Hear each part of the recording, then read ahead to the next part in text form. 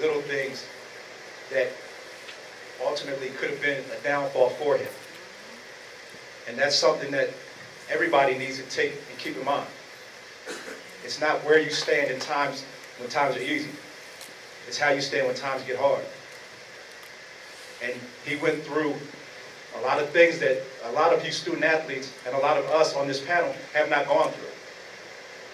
And he was able to go through it and persevere. That's what we've got to do here with the School District of Philadelphia. You've got to persevere. No matter what obstacles in your way, you've got to get past it. You've got to get around it, you've got to get over it. But you've got to get past it, ultimately.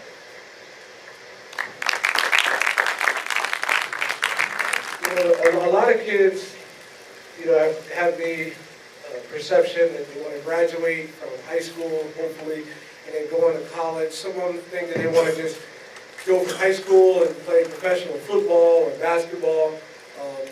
But as a compliance director, this is a question for Russ.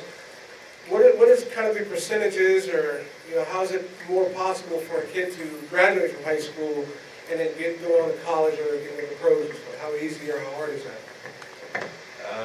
The professional ranks are probably the most difficult job for athletics. The professional athletic arena is the most difficult job to get into. And the reason being, you've got over 300 Division I schools. You've got over 275 Division II schools. You've got countless Division III schools. And ultimately, because if you look back on history, if you look at the leading rusher in the NFL, is Emmitt Smith. Prior to him, it was Walter Payton. The individual with the most touchdowns is Jerry Rice. And I say that because a lot of people believe if they go to the big name universities, the Penn States, the University of Miamis, the Michigans, that they're guaranteed success athletically. Jerry Rice went to Mississippi Valley State. It's the individual who is the hungriest who will be able to survive athletically.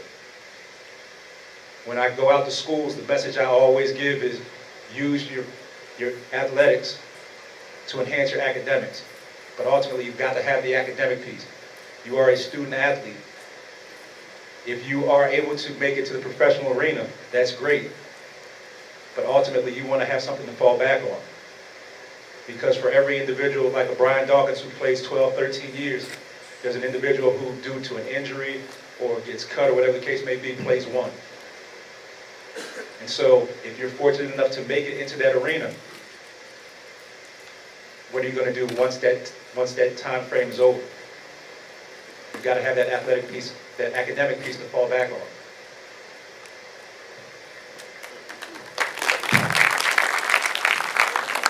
Okay, this is more of a question for Jared Bradley, as a Temple University football player. Jared, how easy or how tough was it to go from graduating from high school over in New Jersey to getting a scholarship, and how did that process work for you before you got to get your scholarship to go to Temple? It's tougher than a lot may think. When you see college football, a lot of guys you see just superstars on TV doing this, doing that. But to make it from high school to college is a quite long process. I started taking my SATs in the 10th grade and took every SAT that I could take from my sophomore year, junior year, senior year, just to get the grades to get into the NCAA clearinghouse. Now, to get into the clearinghouse is something you need to play Division I athletics. And if you don't know what that is, I advise you to do some research and look up the clearinghouse. It's something you need to know if you want to play. But you have to get the grades. It's beyond the football, you know what I'm saying? A lot of people can run fast, a lot of people can jump high, but can you get into the school and do what you have to do to maintain your athletic scholarship? And for all of you who don't know, that's renewed on a year-to-year basis. If you go to college as a freshman and your grades is funky or you ain't doing what you got to do on the field, they'll get rid of you because there's 100,000 guys just like you that can do what you do. But can you match that academics to the athletics? You know what I'm saying? Personally, one of my best friends just got released from Temple football. You know what I'm I'm saying? He was one of my good friends going up to my junior year, and he just wasn't handling, holding his weight, and he got released. He's home right now in Newark, New Jersey. He threw it all away, $120,000 scholarship down the drain because he wanted to mess up in school. Now, that's a lot of money, $120,000. You know what I'm saying? So you really need to buckle down and handle your business.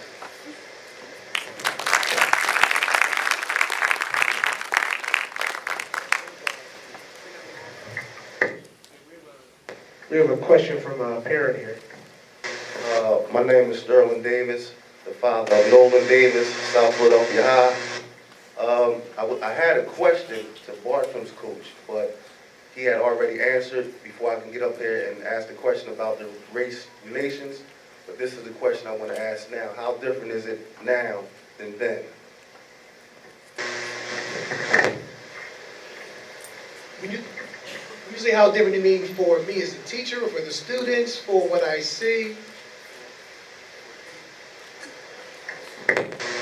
For the teacher, the student, the parent, everybody. Wow. I can answer that many ways, but what I'll say is, racism still exists in this world. It's definitely out there. There are more things that are more subtle now. But just one example, for example, within the school district of Philadelphia, which I'm an employee of it, I see different things. It may not necessarily be racism, mostly is more so classism and things of that nature. Being in Southwest Philadelphia, in our site, for example, where we practice and when we play on a daily basis, isn't one of the best. It's probably one of the worst, to be honest with you. And when you look across the city, the places in the far northeast and so on and so forth, where the population is more diverse, I'll just say it that way. That's one example right there. And sometimes a lot of children, take those kinds of things for granted. Because I've seen where it used to be before the EH36 process, when students had to deseg transfer to schools in the Northeast because of inequalities in our part of town. So, racism still exists. But my thing is, I tell my students every single day, don't let those things hold you back. Just like Ernie Davis, you have to overcome all different kinds of obstacles. For myself as a teacher, maybe there's, once again, certain schools within Philadelphia and schools outside of Philadelphia, you see the inequalities, the rates that are spent for students in the city versus outside the city. So there's different things all around the city, outside the city, across the country. But one thing I always look at is education being freedom. Regardless of what's going on around you, there's a quote that I learned years ago from watching a movie called Posse. It said, education is freedom. Whatever is happening, it doesn't really matter what school you go to. If you commit yourself and you focus, because myself being from Barsham, I'm a Barsham grad in 1983 as well, statistically, based on all my friends who were in gangs and wolfpacking and things of that nature, guys over 35, those are the terms on wolfpacking, a lot of those guys are incarcerated or dead right now. So for me to be sitting here and being on the same block as some of those guys, I didn't let those pitfalls take over me, as well as the racial things that I was facing, and you shouldn't do the same as well. Definitely take the opportunities that are afforded to you by your coaches. See the coaches in the house, see coaches from the University City here, see the coaches from William Penn here. I mean, listen to your coaches. These guys have been through some things. They have a lot of life lessons you can take. And if they're telling you, trust me, they've been through some of the same exact things that I've been through as well. So right now, it's not as much about racism, although it exists, it's more subtle. I would say it's more about classism right now. Hey.